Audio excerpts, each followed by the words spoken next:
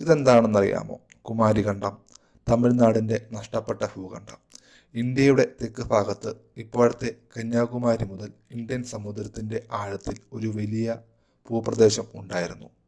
ശരിക്കും കുമാരിഖണ്ഡം എന്താണ്?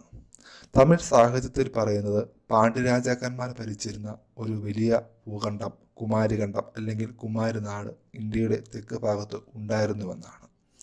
പാണ്ഡ്യരാജാക്കന്മാർക്ക് 3 തലസ്ഥാനങ്ങൾ ഉണ്ടായിരുന്നുവെന്നും മധുരൈ, കവാടപുരം, തെക്കൻ മധുരൈ എന്ന് പറയുന്നവയിൽ അവസാനത്തത് കടലിൽ മുങ്ങിയെന്നും പറയപ്പെടുന്നു.